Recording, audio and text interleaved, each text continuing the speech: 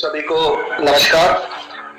100 दिवसीय ये reading campaign के विधिवत शुभारंभ कर हमेशा की तरह हमारा हौसला बढ़ाने के लिए और मार्गदर्शन देने के लिए उपस्थित विभाग के मुखिया आदरणीय मंत्री जी, यहाँ मेरे साथ उपस्थित विभाग के साथियों और जिले और प्रदेश भर से जुड़े हुए साथियों, जैसा आप सबको विदित है, 100 दिन का रीडिंग कैंपेन का विधिवत शुभारंभ आज हम करने जा रहे हैं।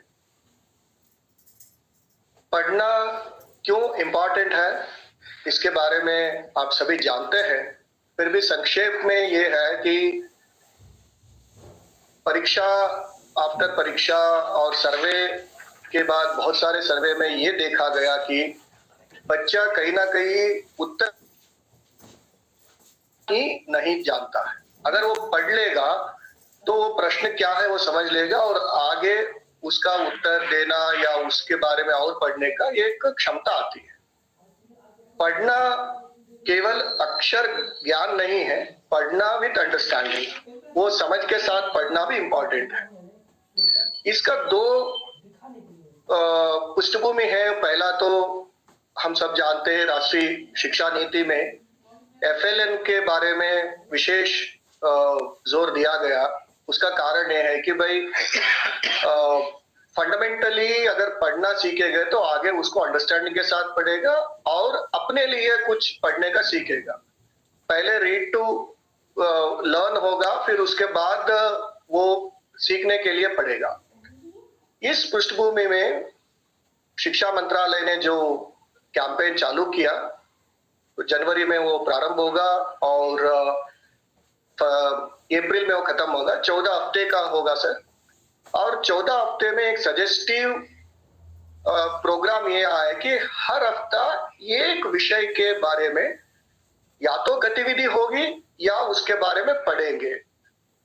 संख्या के बारे में हो सकता है, स्थल के बारे में हो सकता है, अपने कहानी सुनाने के बारे में हो सकता है, महापुरुषों के बारे में हो सकता है, आसपास के प्रकृति के बारे में हो सकता है। और पढ़ेंगे या उसका चर्चा करेंगे, वापस आके बच्चे अपने साथियों के साथ अपने समुदाय में उसको एक्सप्रेस भी करेंगे, अभिव्यक्ति भी करेंगे। पढ़ने के बाद का दूसरा एक स्टेज ये भी होता है कि अभिव्यक्ति करना। अभिव्यक्ति करने से एक तो उसमें भाषा कौशल आता है। भाषा कौशल में एक तो वाक्य की संरचना कैसे होगी और दूसरा वोकैबुलरी, शब्दों का उसका भंडार है वो भी बढ़ेगा। सर, बहुत व्यवस्थित तरीके से इस कार्यक्रम को हम लोग चलाना चाहते हैं और इस बीच में एक मातृभाषा दिवस भी आएगा सर। मध्य प्रदेश के कॉन्टेक्स्ट में और विशेष इसलिए हो जाता है कि हमारे यहाँ बहुत सारे आदिवासी बोलियां बोली जाती है, इतना वेरिड कल्चर है। इसी दौरान सर हम ये भी एक कैंपेन चला रहे हैं कि बच्चे अपनी मातृभाषा में जो गोंडी है, कोरको है, भीली है, भिलाला है और उत्तर मध्य प्रदेश की बातें हैं, भाषाएं हैं, बुंदेली है, इस टाइप की अपनी भाषा में कई कहानियां सुनाएं।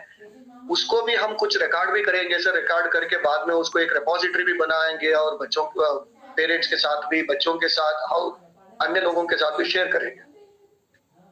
तो सर तकनीकी रूप से ये है कि 3 हिस्से में इसको बांटा गया है कि एक तो बाल वाटिका और कक्षा 1 और 2 का है और प्राइमरी लेवल का है और मिडिल लेवल का है।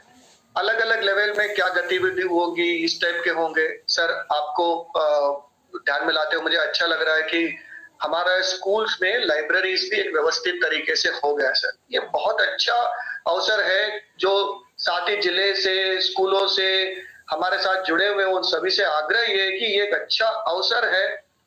हम उस बंडल को खोलें, उस बंडल को खोल के हम बच्चों को उस किताबों के बारे में बताएं और हम भी पढ़ें। हमें भी पढ़ना चाहिए ताकि बच्चे के साथ संवाद करने में वो बेहतर होगा। अगर मैं कोई किताब नहीं पढ़ा और बच्चे कोई किताब पढ़ के आ रहे हैं तो वो संवाद इतना बेहतर तरीके से नहीं होगा। सभी से आग्रह है कि ये अवसर मेरे लिए, मेरे पूरा टीम के लिए, फील्ड में रहे मेरे साथियों के लिए भी एक अवसर है। हम भी थोड़ा पढ़ने का रुचि जागृत कर ले। अगर हम पढ़ेंगे, हम पढ़ते मिलेंगे तो बच्चे भी पढ़ेंगे और ये सभी एक संगठित प्रयास से आने वाले समय में बच्चों की जो मूलभूत क्षमता है उसको हम बेहतर कर पाएंगे। जब मूलभूत क्षमताएं बेहतर कर पाते हैं तो उसके ऊपर आप जो ढांचा बनाना चाहेंगे वो बनाने के लिए हम सफल होंगे।